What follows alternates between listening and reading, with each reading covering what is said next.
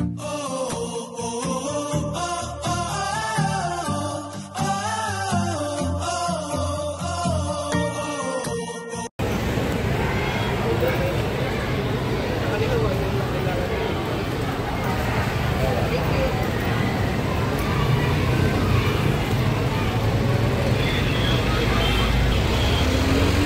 Fair Caravan. Magandang araw mga ka-supporters. Nandito tayo ngayon sa Doña Juana Coberton sa Barangay Rosario at meron po dito Job Fair. Mga pagbibigay ng oportunidad na magkaroon ng trabaho ang ating mga kababayan Pasigueños sa loob ng City Council ng Pasig. Ating harapan. Simulan po natin sa ating dole, no? Dr. Ryan Reyes, magandang umaga po, sir. Thank you for being here again. Mula po sa NCR natin. Siyempre, ang palaging partner ng ating peso, ang dole natin, Director Ben Cagara. Salamat po na nandito po kayo. Of course, kay Sir Andre Camo, magandang umaga, sir. Kay Ma'am Jeline Season Lopez, ang peso head natin. Kaya po nangyayari itong mga programa. Palakpan naman natin si Ma'am Jeline. Siyempre, Sir Nico David is also here. And of course, yung ating mga bagong halal na munsyal. Alam niyo ba, kahapon lang kami nag-o-taking para sa akin, ikalawang termino, no? Na binigay ninyo at para sa iba namang mga kasama natin, mga unang termino. Salamat po sa tiwala ng mga Pasig. So, Councilor Boye Rebundo, Councilor Ryan Enriquez, Councilor Warren Inocencio, Councilor Simon Tatogo, and Councilor Paul Sinogan. Itong araw na to, dalawa po ang ating programa. No?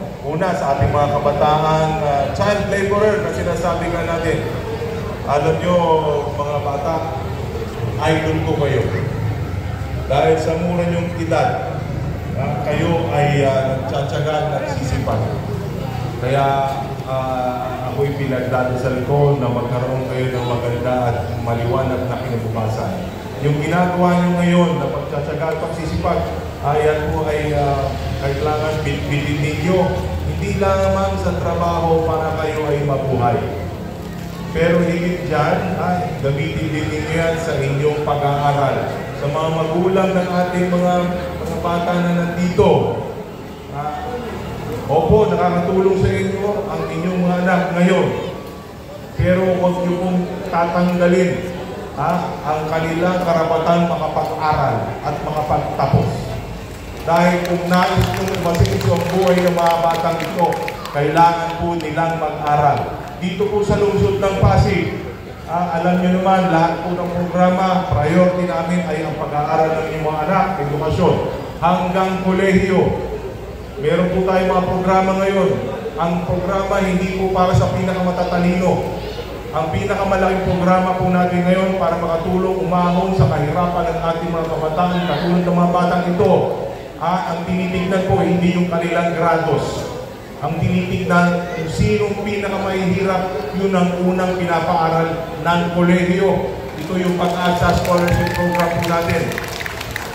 At para po sa inyong kaalaman, 3,000 na po ang enrolled sa Pasig Catholic College at Arellano University galing sa mga pamilyang katulad ninyo. Dito sa Pasig, pwede kayong mangarap kung gumanda ang inyong kalimong kinabukasan. Okay? Dahil po ang ating pamahalaan, yan po ang pangarap na makita umangat ang buhay nito. So bilang pandagdag, no, alam kong marami pong mga tulong na makukuha ang ating mga child labor dito ngayon. 100 ba sila? 100? 100 kayo. Meron po ako ipapakakuhang dagdag lang. Dagdi 5 kilong bigas para meron kayo mayuwi sa mga. Okay? So, tiyaga, sipag at tuloy-tuloy ang inyong pag-aaral. Okay? Mabuhay po ang ating mga kabataan Pasigueños. Sa isang banda naman, sa ating pong mga unahin ko na muna ang ating PNP. No, sa kanilang recruitment, salamat po sa inyo nandito ngayon. Sana maging marami ang mag-apply para maging mga pulis. Ating pong mga national government agencies na nandito rin para sa ating mga gustong mag-abroad, no, na aplikante po ngayon. mapapadali na ang inyong pagkuha ng mga requirements. Nandito po ang ating iba't ibang mga ahensya ng ating gobyerno pang nasyonal. Kaya salamat po sa inyo, palakpan po natin silang lahat. At syempre sa ating pong mga private stakeholders or partners, no, mga kumpanya na nandito na magko-conduct ng kanilang interview para po sa mga trabaho na pwedeng pumunta sa ibang bansa o mag-abroad. Siguro, Ma'am Jeline, gawin natin, no, para mas maging successful pa yung ating hiring for international jobs. Isama natin sa program yung skills development and training natin dun sa mga pangangailangan nila para bago mag-apply yung mga Pasigueño, matuturuan na natin sila ng tamang skills para sigurado pag nag-apply kayo, may hired na kayo. Okay? Isa po sa mga programa mo natin ngayon na tinutulak yan. So again, coordinate po natin sa iba't ibang mga private companies natin kung ano yung pangangailangan ninyo para magtuturo natin sa ating mga Pasigueño naghahanap ng trabaho. At dun sa mga aplikante, ang huling mensahe ko sa inyo, unang-una sa lahat, pag kayo nag-a-apply ng trabaho, kailangan maniwala kayo sa sarili ninyo. Ito yung tinatawag na confidence. Diba? Bakit? Kasi kung kayo wala kayong paniniwala sa inyong sarili, paano maniniwala ang nag-i-interview sa inyo? Pakita nyo na meron kayong confidence, na alam nyo yung ano yung ginagawa, o meron kayong experience, explain nyo rin mga experience ninyo. Dahil alam kong gusto nating lahat mamuhay na may dignidad at malinis na hanap buhay at mapakain natin ang ating mga pamilya na galing sa pawis po natin. So mabuhay po ang ating mga kasamang Pasigueño, mabuhay ang kabataan Pasigueño. Maraming salamat po ulit sa ating peso, sa ating dole, at lahat po ng ating mga stakeholders sa araw na ito. Mabuhay po tayo. At bukas, araw ng Pasig. Happy Pasig Day bukas. Magandang araw po. Maraming salamat po, Vice Mayor Dodot Jaworski Jr. Para naman po sa susunod na parte ng ating programa, opisyal na po natin bubuksan ang Project Angel Tree. Handa na ba kayo mga bata? Parang hindi pa kumain. Handa na ba kayo mga bata?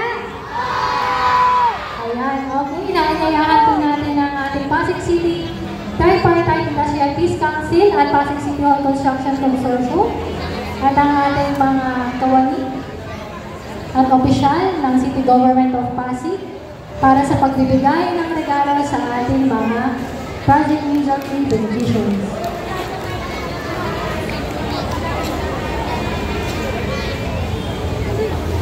Pila din ako dyan ha. Tama ako dyan.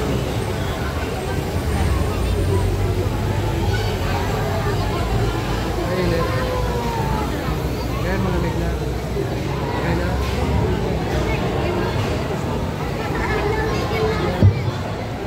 Okay, so sa lahat ng bata na may sticker, inaanyayahan namin kayo dito sa unahan. Picture taking muna tayo mga bata.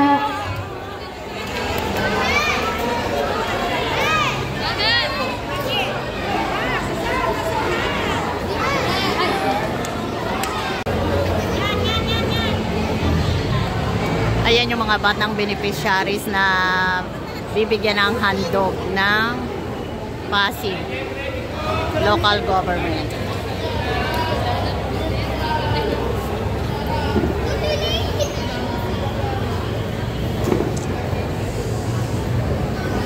Nakatakpan ka na.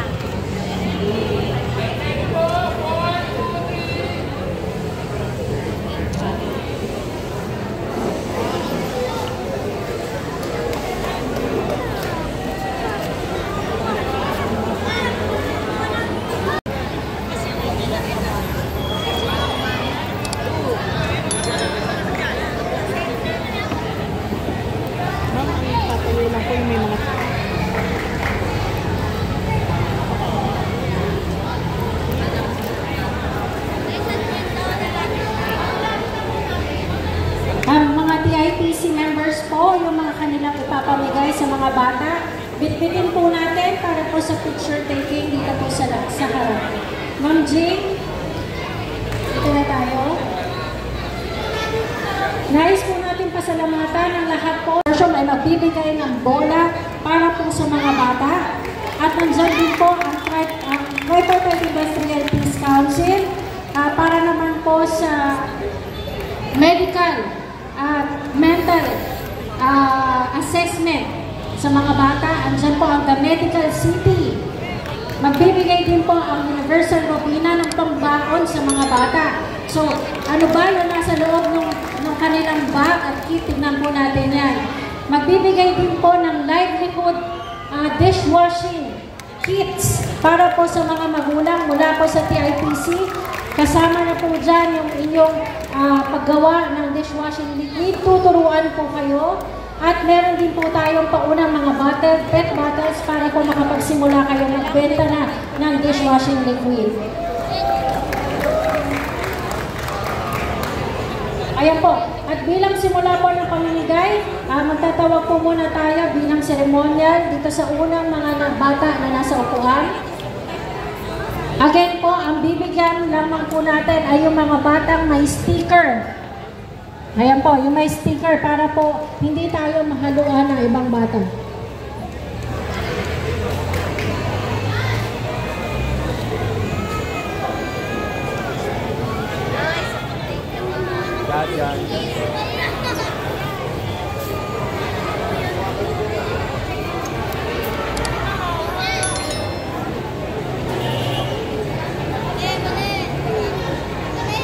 Nagbibigay sila ng handog para sa mga bata. Bigay ng iba't ibang sponsor.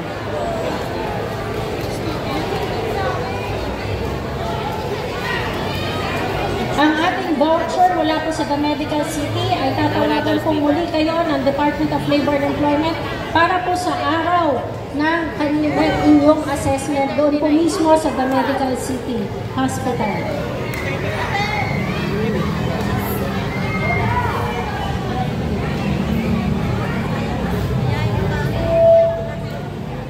Para po sa livelihood, ay baka pwede po meron po tayong mga magulang.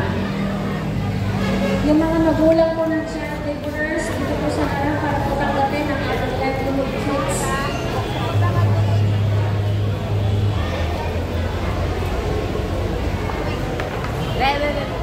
Ang public-private partnership po para sa okasyong ito ay isang napakalaking tulong po para sa mga Basileño na ihihikayat po natin kapag po magtrabaho ang mga bata bagko sa ibigay natin sila ng pagkakataon ng pag-aral at maglaro, i-enjoy ang kanilang kabataan.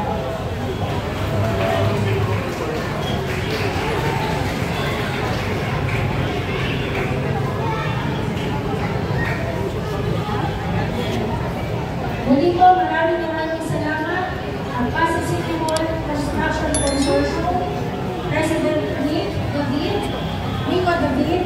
Maraming salamat po, Tripartite Industrial Peace Council.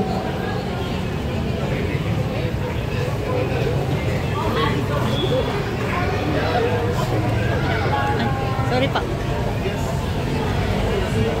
So yung mga bata po, pwede na po tayo sa ating upuan.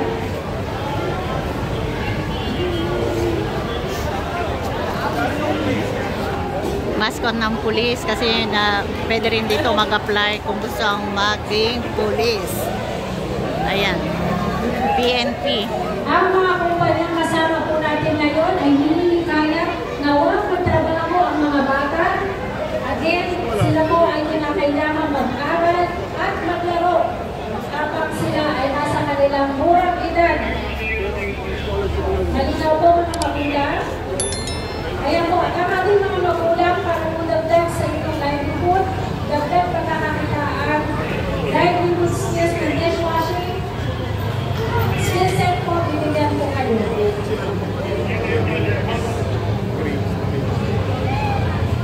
So, una lamang po lahat kayo po mga magulang para po i-distribute ka lang po ng ating PIPC at ng Department of Labor and Employment at ng Public Employment Service. Nakipag-usap sila kay Vice kasi nilalapit na magkaroon yung anak nila na scholar.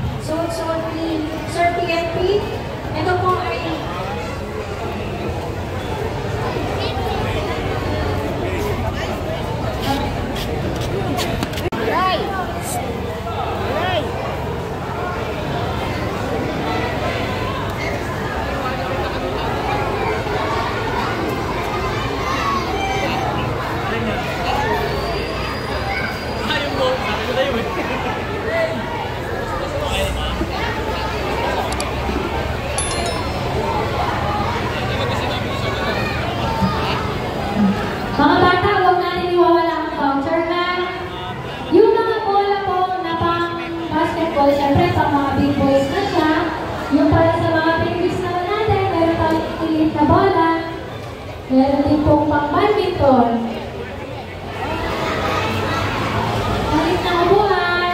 Up, up, up. Up, wag po muna. Hanggang hindi mo nakaupo, hindi mo natin bibigyan. Para maayos po tayo, mga children.